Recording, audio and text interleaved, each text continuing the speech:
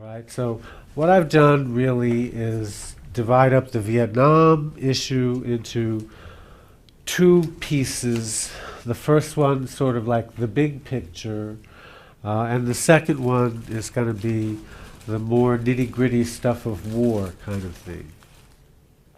By big picture, I consider the issues of United States commitment to Vietnam, why we got into a conflict in Southeast Asia, who were the other big players, and what were the big purposes of the Vietnam involvement. And that's a central element of anything that someone who's curious about Vietnam is going to want to understand something about. So it's something to carry away and to carry away thoughts about what you say about these things. And I would think the first thing to say about the U.S. commitment to Vietnam would be on the idea of getting into the war. A lot of people, you scratch their skin and you think, oh, well, John Kennedy started the Vietnam War. And you scratch those same people and they would tell you that John Kennedy was going to get us out of the Vietnam War. And so, like so much else about Vietnam, almost everything about Vietnam, the story is really a lot more complex. And the Vietnam story goes back to World War II and French Indochina and the whole sort of consequences of decolonization in the world, and a series of issues that most students this day and age probably have never thought about.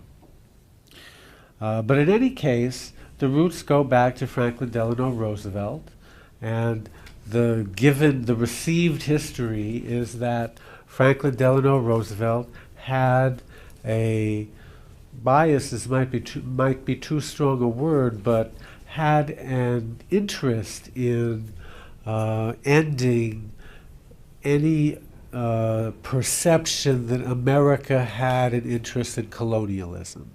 He was a decolonizer. During World War II, at the Tehran Conference in late 1943 and after, he talked about ending the French colony of Indochina. Vietnam, as you know, was part of a larger French colony called Indochina before World War II, which was composed of what are today the nations of Vietnam, Laos, and Cambodia. So all those three nations were part of this French colony that Roosevelt considered ending the French colonial administration of. There is, however, a dispute in historiography as to whether Roosevelt was serious and how far he intended to go in doing whatever it was that he sought to do about French Indochina. The commitment to ending French colonial administration of Indochina would have brought with it a concomitant responsibility to organize some other form of political sovereignty, some other unit for that place, and Roosevelt never committed to a form. At various times he talked about United Nations trusteeships, he talked about independence, he wavered between one and the other, and it's because of Roosevelt's wavering that this question isn't set from a historical point of view. It's also true that Roosevelt was already afflicted by the maladies that would lead to his death in early 1945, and those things took away from his ability to focus on issues, including the issue of Indochina. So that as you progress through time from late 1943, when he's on record saying these things, until the spring of 1945, when he passes away, his expressions on the subject of Indochina become progressively more ambiguous.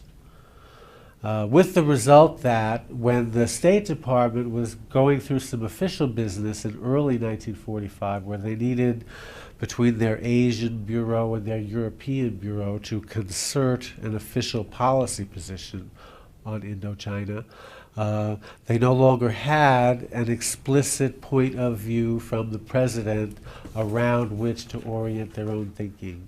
And in that context, the views of the European Bureau of the State Department prevailed over the Asian Bureau of the State Department. The Asian Bureau having favored more of a decolonization type stance, and the Europeans typically featuring a more European-centric, Franco-centric, Francophile approach that would recognize French sovereignty over Indochina. It was the European Bureau that prevailed. Another aspect to this is the fact that all of this was going on in the middle of World War II.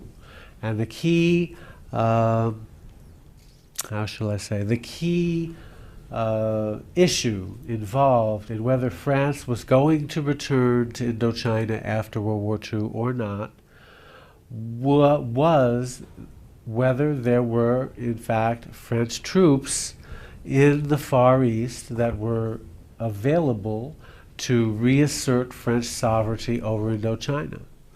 Now, that brings up a whole separate series of issues which is involved with World War II war strategy. And in that instance, there's a different, whole different point of view that's buffeting Franklin Roosevelt at this same point in time, which is the question of the invasion of Japan and ending World War II and the fighting in the Pacific War. And the need to invade Japan was driving a requirement for military forces in the Far East, for which the French offered to contribute military forces.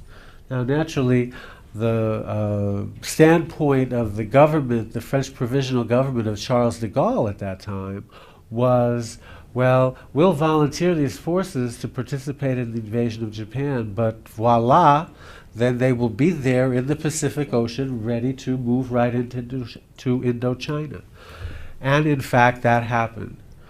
If the United States had been seriously committed to preventing a French reassertion of sovereignty over Indochina at the end of World War II, it was incumbent as part of that decision to avoid the materialization of French military forces in the Far East. But in fact, the United States did not do that, and equally significant is the timing there. That decision was made, the decision to move French forces to the Far East, was made in January 1945, 3 months before Roosevelt's death, thus leading to the question of that Roosevelt would have been able to prevent this particular decision on the French military forces had he had a serious interest in doing so. So the two sides of that problem, the military side and the diplomatic side, just show the very first of our mysteries about the United States and Vietnam. And the whole history that follows is bound up in a continuing sequence of these kinds of dualities, and thus many of the ambiguities of the history of Vietnam. Harry Truman, who followed Roosevelt, has a similar ambiguity, and that is enmeshed in the question of the United States beginning to give military aid to France in Indochina during what the Vietnamese now call, and increasingly numbers of people do as well, the French War. The French War precedes our Vietnam War, which they call the American War. In the French War, France, which was in fact there to reassert its colonial sovereignty over Vietnam, bent over backwards to convince the United States that this was not a colonial war France was fighting, and therefore it was okay for the United States to give them military aid and supply them with military equipment and give them all aid short of war, as the phrase of the day went, because, the French told us, this was a French contribution to fighting the Cold War. And what was going on in Vietnam was that the French were fighting communism alongside us and contributing to the Cold War conflict. So that question of whether in that initial decision the United States was fighting a colonial war or supporting a colonial war or supporting a piece of the Cold War, that's another of the historical ambiguities of Vietnam, and one that's disputed in the historiography. The consensus is that the United States believed that it was pursuing the Cold War in fighting in Indochina. Some historians believe that the real thing that was going on was the Vietnamese Revolution, and that Vietnam was in revolution, and that there would have been a Vietnamese revolution against the French, whether or not there had been an Indochinese Communist Party, or a Cold War, or any other particular set of events going on in Indochina. In other words, that the war, or the French War, occurred independently of the Cold War. That's a question for history. Dwight Eisenhower succeeded Truman. We're still working up to Kennedy.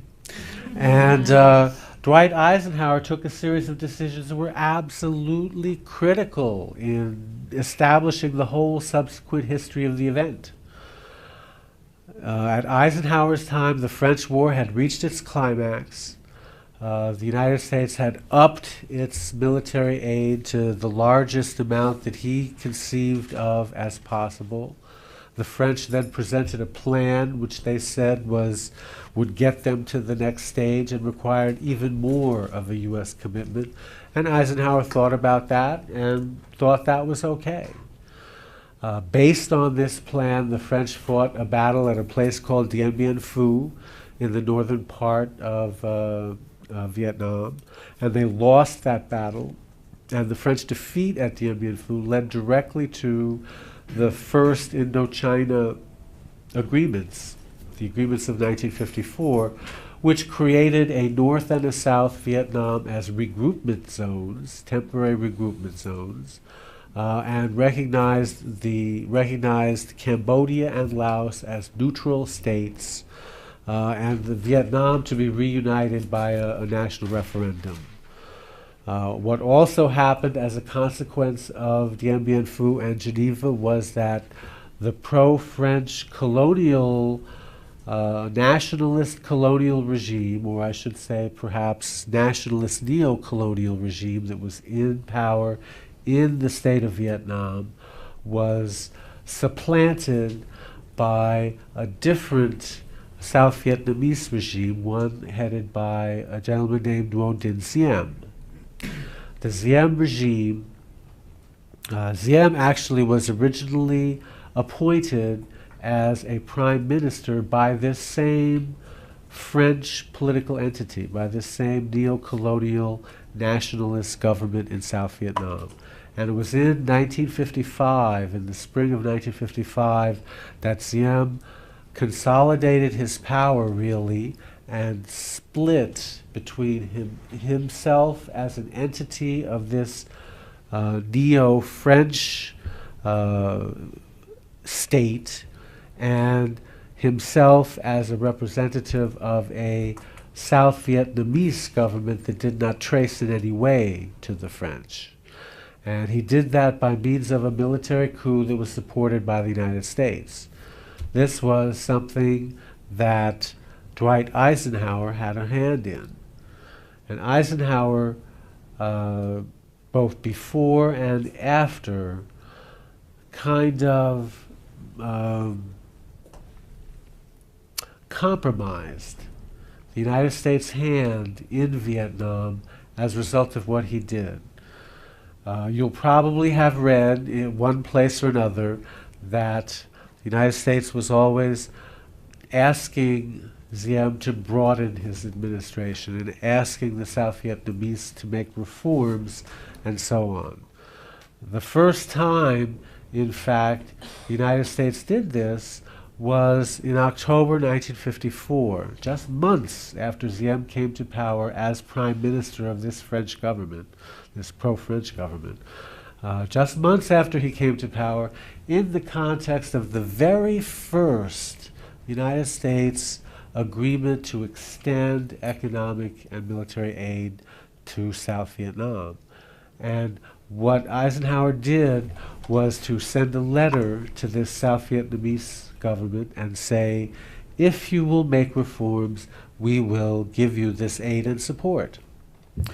Okay, well, Diem did not make reforms, and the United States gave him aid and assistance anyway. Then Diem moved to overthrow his opponents within his own government. These were pro-French Vietnamese military officers and nationalist, religious, political religious sect groups that had powerful political positions in the South Vietnamese state. He moved to overthrow them in what essentially became a succession of battles in Saigon in the spring of 1955. At the time this happened, Eisenhower had appointed a personal friend of his, a former Army comrade and colleague, a general who had been Army Chief of Staff, actually, during the Korean War, a man by the name of Lawton Collins, as his personal representative in South Vietnam. And General Collins, had gone out to South Vietnam as the American proconsul and had come back to Eisenhower and said, you know what? This Diem guy's not making those reforms, and this is not working, and we really have to take away our support from his government. And rather than do that, President Eisenhower permitted himself to be convinced by John Foster Dulles, his Secretary of State, and Allen Dulles, his CIA director, that no, they should just continue to back Diem.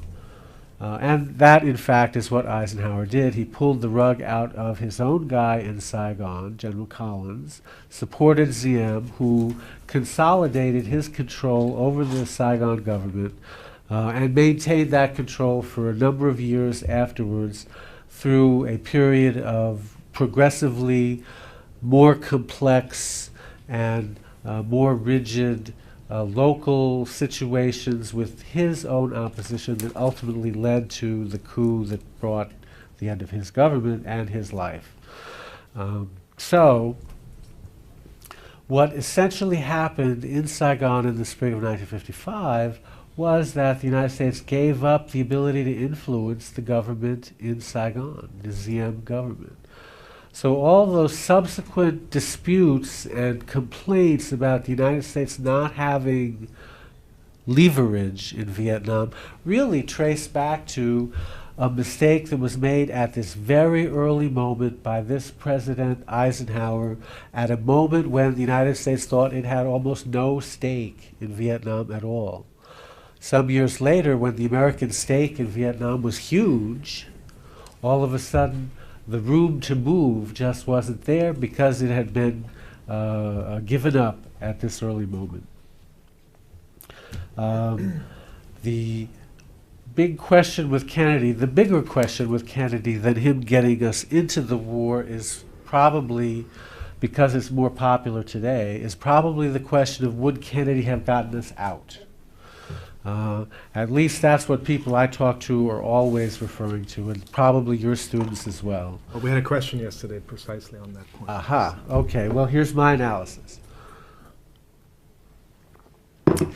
The problem with the Kennedy withdrawal thesis is that it exists within this same milieu, the same environment as this issue of Diem and his not reforming the government.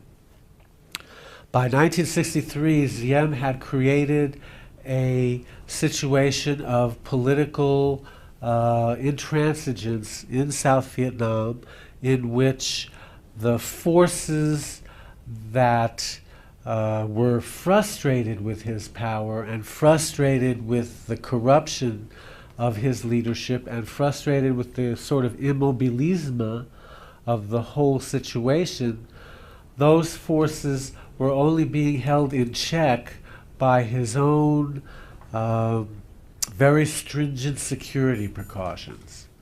And the United States, which was hoist on the petard of this question of leverage, it was insisting that Diem make these reforms. It was demanding the South Vietnamese government make reforms, and Diem was not doing that. The United States was very frustrated. So this idea of withdrawal on the American side, to the extent that it exists as a historical reality, is rooted in the question of influencing Diem, how to regain that leverage that Dwight Eisenhower gave up in the spring of 1955. And apart from the one little set of historical data, conversations among Kennedy and McNamara in October and September of '63 about withdrawing 1,000 Americans, there is a second set of data which consists of a plan to actually withdraw a whole bunch of the Americans in Saigon, drawing down the American presence in South Vietnam to nothing more than the embassy skeleton crew. And that plan was developed by the State Department, by Roger Hilsman, who at that point was Deputy Assistant Secretary of State for Far Eastern Affairs. And in that plan, the connection with influencing Diem is explicit. That plan explicitly exists for the purpose of forcing the South Vietnamese government to take the measures that the United States wants them to take. So I think these two are different facets of the same thing. I think both ideas, the idea of withdrawing the Americans that's embodied in the McNamara-Nassam, and the idea of influencing Diem, both of these are wrapped up in the same situation. That's number one. The second piece of this is that the decision to do this kind of thing in Vietnam, right, we might call that a de-escalation. That decision for, or presumptive decision, I should say, for de-escalation in South Vietnam occurs at the same time as John Kennedy makes a decision for escalation in Laos. In a different set of national security action memoranda signed during the same summer and the same set of months as the actions that this Vietnam stuff is based on, Kennedy decides on a new menu of political and military measures to carry out in Laos, which effectively escalates the war in Laos. It requires a greater involvement of the Central Intelligence Agency in sending supplies to its Hmong secret army. It requires new measures in support of the Royal Laotian government and measures that are essentially in the direction of subverting the 1962 Geneva agreements, which had supposedly re-neutralized Laos. So it's logically not consistent that Kennedy would have been withdrawing from South Vietnam and getting deeper into Laos at the same time. That's number two. Number three, third piece of this, is Kennedy's public statements in early September and October of 1963, where he gives a couple of television interviews to network TV people, and he's basically saying that Vietnam is, you know, the steward of its own ship, Vietnam is the captain of its own ship, and the war is Vietnamese to be won or to be lost. These are the actions of a Kennedy who is doing the same thing as we said when we talked about influencing South Vietnam. He's trying to get the South Vietnamese, trying to get that leverage. He's trying to get the South Vietnamese to do what he wants them to do. So he's hinting at the same kinds of things that a partial withdrawal of Americans under that McNamara scheme was intended to do. It was intended to suggest to the South Vietnamese that there were consequences if the South Vietnamese did not do what the Americans were recommending. So my analysis of the Kennedy withdrawal thesis is that, in fact, that was a maneuver intended to regain leverage in South Vietnam and induce the South Vietnamese to make reforms that the Americans desired. And that there might well have been a Kennedy withdrawal from Vietnam, except that it wasn't going to be a total withdrawal. It was going to be an early version of what we later were calling Vietnamization in the United States. It was going to be a reduction of the American presence to a lower level with the major participation in the war to be South Vietnamese with American assistance. Avoiding American combat troops, but by no means getting the United States out of the war, putting the United States more on the level of where it was in, say, 1972. When Vietnamization was king and the Nixon administration raided Washington. I'll briefly say a few words about other countries. Oh, I should actually say something about Lyndon Johnson before I do that. Lyndon Johnson, could he have done it differently? That's a major question. And actually, you should read that book there. Which I just circulated that thing for, because I give significant attention to this issue in that book. It's coming up next spring. But, you know, Lyndon Johnson in many ways is a cipher, and we're still trying to figure him out, lo, these many years later. There are essentially three streams of information, three streams of data on Lyndon Johnson. One is what he said at the meetings of the National Security Council for which we have records. Okay? One is what he said on the telephone in conversations for which we have recordings.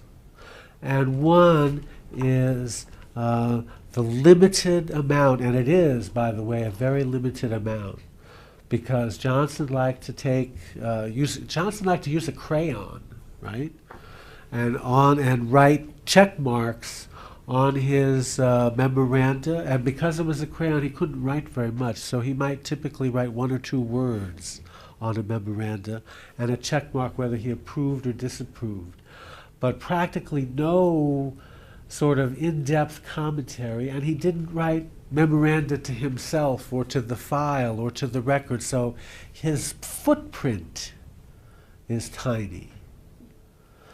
And not only is his footprint that way tiny, but we know that he used the telephone calls for the specific purpose of manipulating people's thinking. And we know that lots of things that he said at meetings, he said them for the purpose of either drawing somebody out or pushing them back. The net result of that is that our data to draw a conclusion about what Lyndon Johnson really thought is pretty limited. Given that, we're driven back as historians to thinking about, well, what was the sort of general American position, and what were the forces that were propelling President Johnson, and what were the things that he was afraid of or concerned with or otherwise involved with that would have influenced the decisions that he made about Vietnam.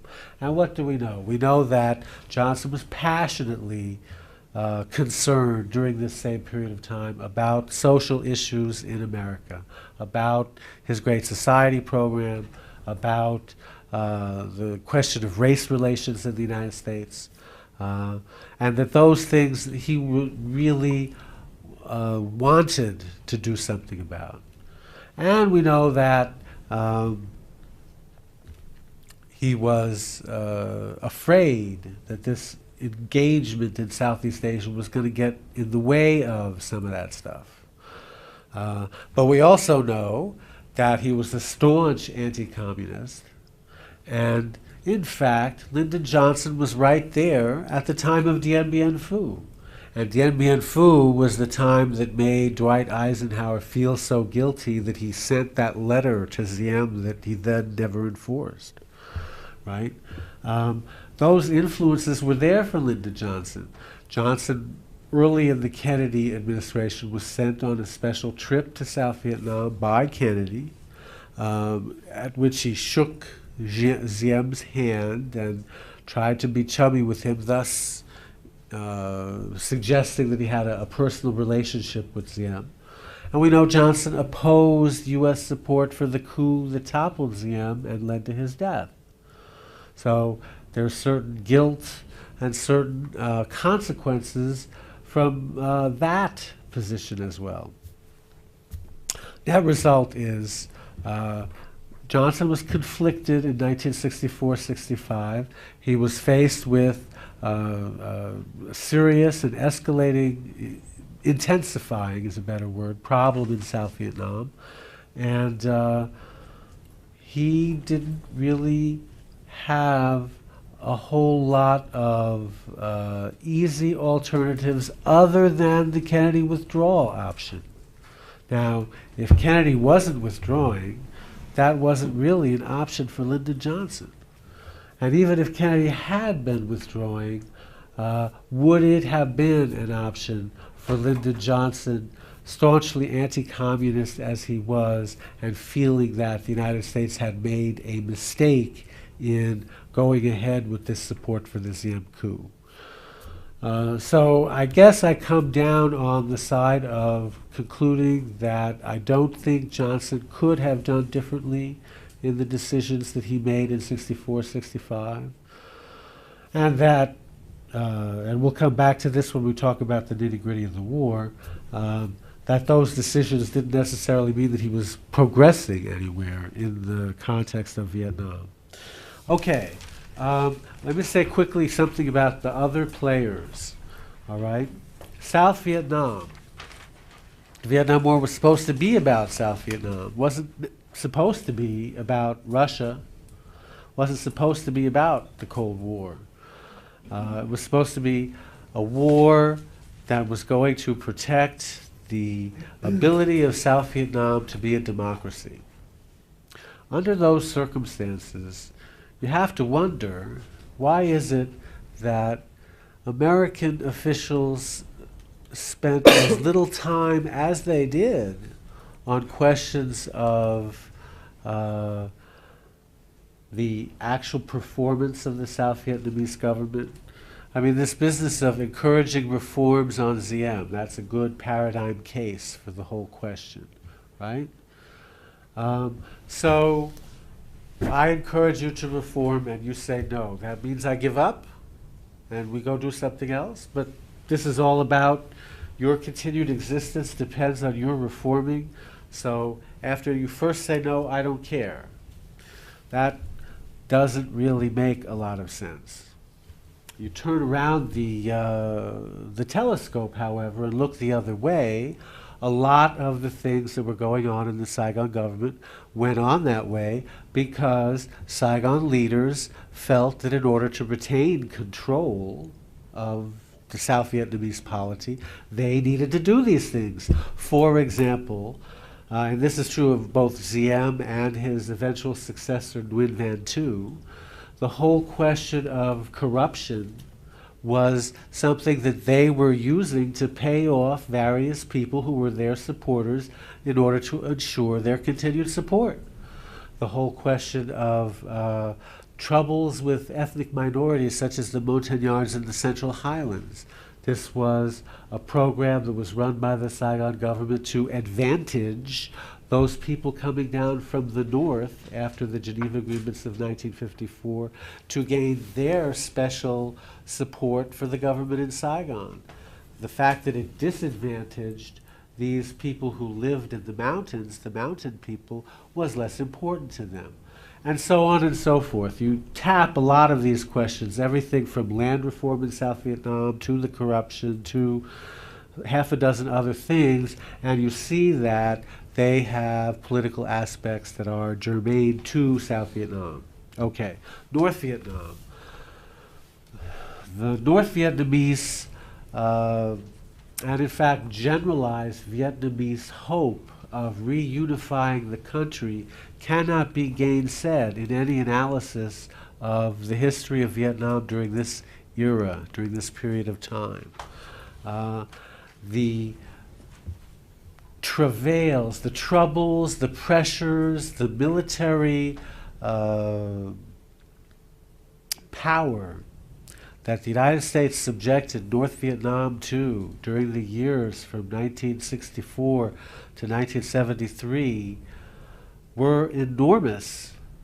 It was only a people with an incredible belief in something like the dream of reunifying Vietnam that could have sustained such an amount, such an overwhelming force of American power. Henry Kissinger, in the middle of one of our bombing campaigns against North Vietnam, once quipped, "I don't understand why a fourth-rate country doesn't have a breaking point." And aside from that being semi-amusing, there's a kernel of truth there. The reason it didn't have a breaking point was because it had something that it was up to. It had something that it believed in, that Vietnamese truly believed in. Okay? Soviet Union. Soviet Union was not pursuing the Vietnam War the same way we pursued, for example, the CIA covert war in Afghanistan. Okay? The Cold War proxy notion that is often applied to thinking about some of these peripheral wars on the sides of the Cold War doesn't apply so well to the Vietnamese case. Yes, it's true that the Soviet Union is sending help to North Vietnam. Yes, it's true they're supplying money, they're supplying weapons, they are supplying food to some degree, they are supplying skilled military instructors and in some cases operators to the North Vietnamese. But the North Vietnamese aren't regarding them as their good buddies. In fact, if you read the accounts of senior Soviet officials involved with Vietnam, the Soviets are some of the last ones to know a lot of the things that the North Vietnamese Politburo decides on. The Soviets are also not monolithic. When the Americans were supporting the CIA operation in Afghanistan, we made a point of consistently opposing any Soviet attempts to obtain an international neutralization agreement for Afghanistan or some other international arrangement that would enable them to withdraw from Afghanistan. In the case of the Vietnam War, the Soviet Union was helpful to the United States on numerous occasions in trying to make contacts with Hanoi for the purpose of the United States conducting negotiations with the other side. Very different attitude, one from the other. Now, to the extent that Afghanistan was a real proxy war for the United States, you have to question whether Vietnam was an equivalent proxy war for the Soviet Union. That's not so true of China. China's angle in the whole Vietnam thing is a little bit different. The The Chinese had a kind of more fraternal relationship with the Vietnamese. Although it is true that power circles in Hanoi had distinct pro-Soviet or pro-Chinese factions, it's not necessarily true that a pro-Chinese faction per se automatically agreed with all the things that Beijing preferred about the Vietnam War.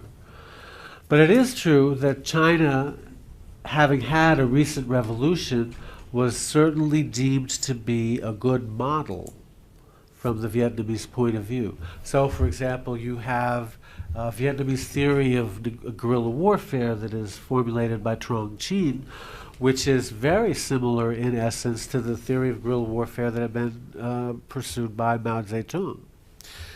You have a Beijing following that theory of guerrilla warfare, favored certain military strategies in the guerrilla war in South Vietnam. Specifically, they favored a protracted guerrilla war in South Vietnam. So they were willing to consider what was happening in Vietnam as a proxy, not so much the Soviet Union. The Vietnamese, of course, found themselves caught up between the Soviet Union and China, who were engaged in their own little Sino-Soviet split, which is another whole layer of complexity on all those other Cold War issues, because here we have the major adversary powers fighting amongst themselves, and a third communist country trying to figure out where can it fit within this struggle among the larger brothers. The Vietnamese were actually, by all accounts, very good at playing off the Chinese and the Russians against each other, and managed to do that for a long time until the Tet Offensive in 1968, when by adopting a strategy of making immediate huge attacks, the North Vietnamese were explicitly going against the Chinese preference for an extended guerrilla war. So carrying out the Tet Offensive for Hanoi to some degree involved a worsening of its relationship with Beijing and the People's Republic of China. And it never quite regained the degree of fraternal amity which had previously existed between Hanoi and Beijing. As a matter of fact, by 1971 and 1972, when Kissinger is conducting secret negotiations with the Chinese officials are willing to privately tell Kissinger things about what Hanoi was telling them. So we actually had some information from the Chinese as a result of Kissinger's contacts with the Chinese that we could only have had because the Chinese were not so friendly anymore with Hanoi. And the Western Allies, let me say a word about them. The Vietnam War was very unpopular, not just among Americans, but in a lot of our allied countries in Western Europe. Germany, France. In France, there were riots in May 1968. One motivating factor for was Vietnam. In Great Britain, there were large-scale demonstrations. In Australia, which even sent troops to fight in the war, there was a large-scale protest movement. So our Western allies were not a monolithic force supporting the American engagement in Vietnam. This is also a difference and distinction between the Vietnam history and the received history of the Cold War, in which, in the Cold War in general, Western allies are pretty largely aligned together and agree on this larger issue of opposing the advance of Soviet power. That doesn't pertain to Vietnam, in large part because a lot of these other Western countries, unlike in the Cold War itself, they perceived the Vietnam War as a civil war. And the Civil War aspect of Vietnam makes a key difference in the approach to it that's taken by a number of our allies. Okay? the main question that is at the heart of all discussions of the nitty-gritty of the Vietnam War was the war winnable? From an American perspective, anyway. I mean, most people who want to talk about this have some opinion, one way or the other, about that. And getting a handle on that is the main way to enlightenment about that Vietnam history. So, Vietnam was a war of a particular kind. It wasn't World War II, wasn't Korea, and it wasn't even the resistance in World War II. It was a popular guerrilla war. It was, in fact, a civil war. We could talk about the degree to which conventional weapons and military forces were applied to this particular situation. And in fact, that's one of the aspects of answering the question of was Vietnam a winnable war or not. The first problem is to identify whether the perception of the belligerents of the nature of the war was a correct one or an adequate one or whatever adjective you want to attach to that. The Vietnamese were fighting a revolution. They sought to reunify the North with the South.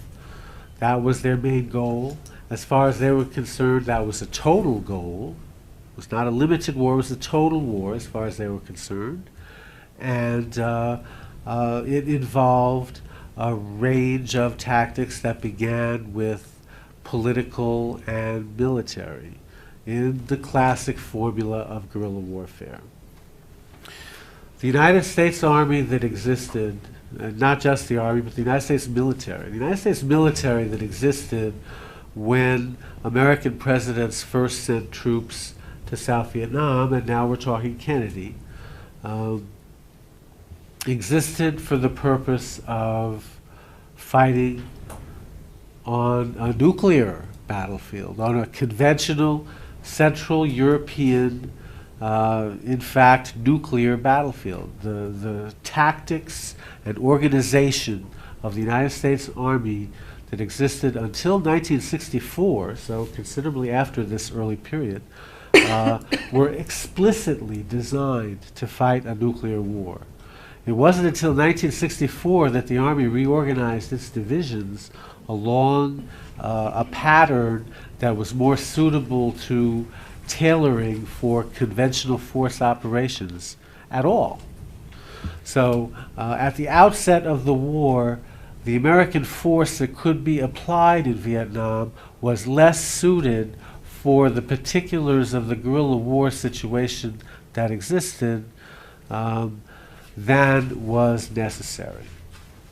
The American perception of what the war was also closer to the fact, but still flawed. It's true that it was a very popular element in Kennedy's era to think about what they called counterinsurgency, because in fact Kennedy himself was popularizing thinking about these notions as an alternative to conventionalized thinking about central nuclear warfare and warfare, alliance warfare in the European theater. So Kennedy himself encouraged this kind of thinking. He encouraged the creation of military units that were more tailored to that kind of counterinsurgency role, but those were thoughts that comprised a minority of people even within his own administration, and that encompass only a small element of the large United States Armed Forces. You know, today we like to talk about, excuse me, the Special Operations Command and whatnot, and special forces are very popular and whatnot. In 1961, United States Armed Forces were on the order of about 3.2 million, and at that time, Special Forces consisted of about 7,000 the United States Army, less than 1,000 the United States Navy, maybe 2,000 the U.S. Air Force. Today, in a U.S. military of less than 700,000 overall, including all services, there are over 50,000 special forces, and that number is going to about 70,000. So the proportion of U.S. forces that existed in this Kennedy rubric of thinking was tiny compared to the size of the U.S. military that was tailored to pursue a conventional nuclear or even thermonuclear war. Okay? A second element of the idea of Vietnam, of winnability, the idea of victory in Vietnam, is that in the thinking of our leaders at this time in the early 1960s, part of that idea of counterinsurgency was that the insurgent needs a base. You know, the success of insurgency depends on whether the guerrillas can get help from the outside.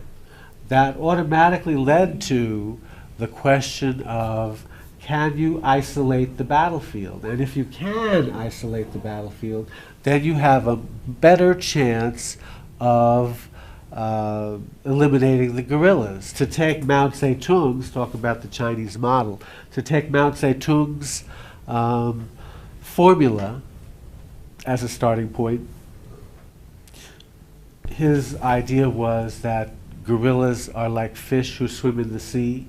Well, if you can isolate the battlefield, that means you can drain the sea, and after that you can just sweep up the fish, right? So isolating the battlefield. It was not possible for the United States to isolate the battlefield in South Vietnam. We tried everything we could think of. We tried bombing the Ho Chi Minh Trail. We tried invading Laos to cut the Ho Chi Minh Trail. We tried sending commando groups out to operate against the Ho Chi Minh Trail. We tried psychological warfare to make the bad guys frightened and run them off the country. We tried poisoning the rice supplies and fooling them that they were authentic so they'd eat them and get sick. We tried everything we could think of. Oh, and we tried mining the border between Vietnam and Laos, as well as organizing border security forces that would watch the border from the Vietnamese side. We tried everything we could think of to seal the border between South Vietnam and Laos, and we never could isolate the battlefield. So that piece of the equation was a negative from the standpoint of winning the war. And that does not mean, however, that the Vietnam War was not fought with huge portions of violence, levels of violence, extent of military operations that went on was just enormous. And that meant enormous casualties. And things like the Tet Offensive generated even more casualties. We had a high point of military operations, huge numbers of losses. Consequently, there came a point when Westmoreland's idea, that one of attriting the enemy forces, actually achieved a certain impact. But it did so as a result of Hanoi's decisions as opposed to U.S. military operations. And the point at which that happened is the point where Hanoi changed its military strategy and went from a strategy of guerrilla warfare to a strategy of conventional military operations. So you see, from 1968 on, the North Vietnamese changed from a pattern of fighting a guerrilla war to one of fighting a conventional warfare against Saigon and U.S. military forces. Okay, Thank you, John. brave Let's leader. give him a hand.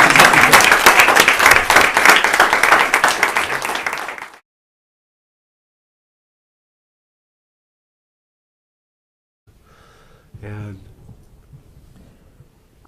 you scratch those same people, and they would tell you that John Kennedy was going to get us out of the Vietnam War. And so, like so much else about Vietnam, almost everything about Vietnam, the story is really a lot more complex. And the Vietnam story goes back to World War II and French Indochina and the whole sort of consequences of decolonization in the world, and a series of issues that most students this day and age probably have never thought about. But in any case, the roots go back to Franklin Delano Roosevelt, and the received history is that Franklin Delano Roosevelt had a bias, might be too strong a word, but had an interest in ending any perception that America had an interest in colonialism. He was a decolonizer. During World War II, at the Tehran Conference in late 1943 and after, he talked about ending the French colony of Indochina.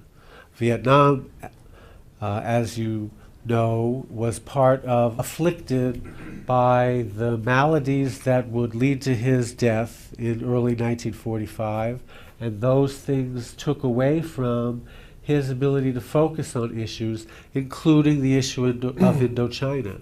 So that as you progress through time from late 1943, when he's on record saying these things, until the spring of 1945, when he passes away, his expressions on the subject of Indochina become progressively more ambiguous. With the result that when the State Department was going through some official business in early 1945, where they needed, between their Asian Bureau and their European Bureau, to concert an official policy position on Indochina, they no longer had an explicit point of view from the president around which to orient their own thinking. And in that context, the views of the European Bureau of the State Department prevailed over the Asian Bureau of the State Department.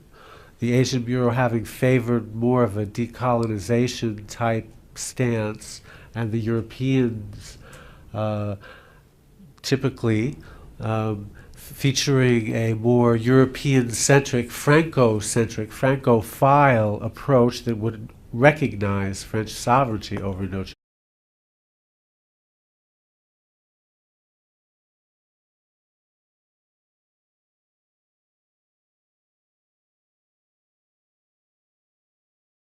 All right, so what I've done really is divide up the Vietnam issue into two pieces. The first one sort of like the big picture, and the second one is going to be the more nitty-gritty stuff of war kind of thing. By big picture, I consider the issues of United States commitment to Vietnam, why we got into a conflict in Southeast Asia, who were the other big players, and what were the big purposes of the Vietnam involvement. And that's a central element of anything that someone who's curious about Vietnam is going to want to understand something about. So it's something to carry away, and to carry away thoughts about what you say about these things. And I would think the first thing to say about the U.S. commitment to Vietnam would be on the idea of getting into the war. A lot of people, you scratch their skin and you think, oh, well, John Kennedy started the Vietnam War. A larger French colony called Indochina before World War II, which was composed of what are today the nations of Vietnam, Laos, and Cambodia. So all those three nations were part of this French colony that Roosevelt considered ending the French colonial administration of. There is, however, a dispute in historiography as to whether Roosevelt was serious and how far he intended to go in doing whatever it was that he sought to do about French Indochina. The commitment to ending French colonial administration of Indochina would have brought with it a concomitant responsibility to organize some other form of political sovereignty, some other unit for that place, and Roosevelt never committed to a form. At various times he talked about United Nations trusteeships, he talked about independence, he wavered between one and the other, and it's because of Roosevelt's wavering that this question isn't set from a historical point of view. It's also true that Roosevelt was already China. It was the European Bureau that prevailed. Another aspect to this is the fact that all of this was going on in the middle of World War II. And the key, how shall I say, the key issue involved in whether France was going to return to Indochina after World War II or not was whether there were, in fact, French troops in the Far East that were available to reassert French sovereignty over Indochina. Now, that brings up a whole separate series of issues which is involved with World War II war strategy. And in that instance, there's a different, whole different point of view that's buffeting Franklin Roosevelt at this same point in time, which is the question of the invasion of Japan and ending World War II and the fighting in the Pacific War. And the need to invade Japan was driving a requirement for military forces in the Far East, for which the French offered to contribute military forces.